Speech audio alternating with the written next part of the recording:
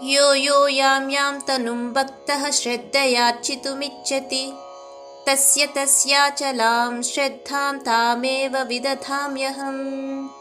21వ శ్లోకం యొక్క భావాన్ని పరిశీలించినట్లయితే, భక్తుడు విశ్వాసంతో ఏ ఏ దేవతా స్వరూపాన్ని ఆరాధించాలని కోరుకుంటాడో ఆ భక్తుడికి ఆయా స్వరూపం మీదనే శ్రద్ధ నిలబడేటట్టు చేస్తాను అర్జున. సతయా శ్రద్ధయా యుక్తస్తస్యారాధనమీహతే లభతే చ తతః కామాన్ యయేవ విహితాన్ హితాన్. 22వ శ్లోకం యొక్క భావాన్ని పరిశీలించినట్లయితే, శ్రద్ధ విశ్వాసము కలిగి ఉన్న ఆ భక్తుడు ఆ దేవతనే ఆరాధిస్తాడు మరియు కోరుకున్న సామాగ్రిని పొందుతాడు కూడా. కానీ నిజానికి ఆ ప్రయోజనాలన్నీ సమకూర్చి పెట్టింది మాత్రం నేనే అర్జున. అంతవత్తు ఫలం తేషాం తద్భవత్యల్పమేధసాం దేవాన్ దేవయజో యాంతి మద్భక్తా యాంతి మామపి. 23వ శ్లోకం యొక్క భావాన్ని పరిశీలించినట్లయితే, ఈ అల్పజ్ఞానము కలిగిన జనులు పొందే ఫలితం ఏదైతే ఉందో అది తాత్కాలికమైనది అర్జున. దేవతలను ఆరాధించేవారు ఆయా దేవతల లోకానికి వెళతారు, కానీ అదే సమయంలో నా భక్తులైన వారు మాత్రం నన్నే చేరుకుంటారు అర్జున. అవ్యక్తం వ్యక్తిమాపన్నం మన్యంతే మామ బుద్ధయః పరం భావమజానంతః మమావ్యయమనుత్తమం. 24వ శ్లోకం యొక్క భావాన్ని పరిశీలించినట్లయితే, పరమేశ్వరుడైన నన్ను, శ్రీకృష్ణుడిని ఒకప్పుడు నిరాకార అవ్యక్తముగా ఉండి ఇప్పుడు ఒక రూపాన్ని తీసుకున్నానని అల్పజ్ఞానం కలిగిన వారు అనుకుంటారు అర్జున. అక్షరమైన సర్వోత్కృష్టమైన ఈ నా యొక్క సాకార రూపాన్ని వారు అర్థం చేసుకోలేరు కూడా.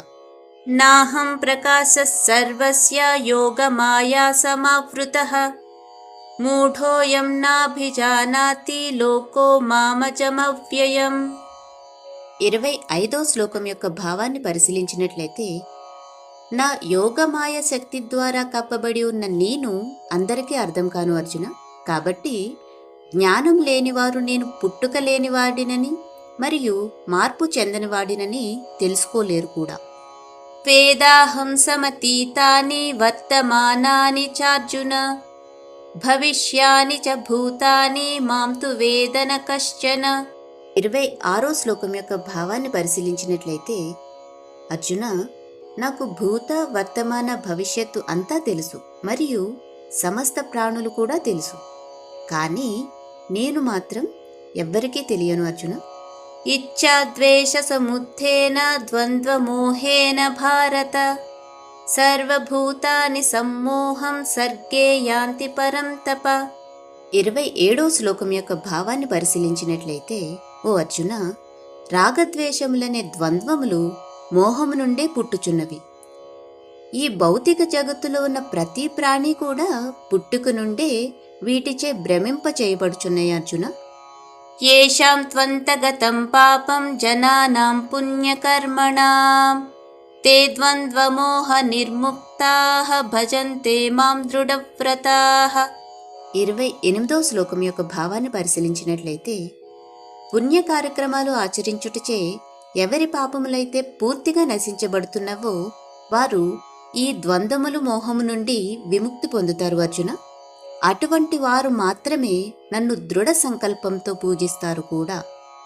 జరా మరణ మోక్షాయ మామాశ్రిత్య యతంతి తే బ్రహ్మ తద్విదుః కృష్ణం అధ్యాత్మం కర్మ చాఖిలం. 29వ శ్లోకం యొక్క భావాన్ని పరిశీలించినట్లయితే, ముసలితనమును మరియు మరణము నుండి విముక్తి పొందటానికి పరిశ్రమిస్తూ నన్ను ఆశ్రయించిన వారు బ్రహ్మమును, తమ ఆత్మతత్వమును, సమస్త కర్మక్షేత్రమును తెలుసుకుంటారు అర్జున. సాధిభూతాది దైవం మాం సాధి యజ్ఞం చ యే విదుః ప్రయాణకాలేపి చ మాం తే విదుర్యుక్త చేతసః.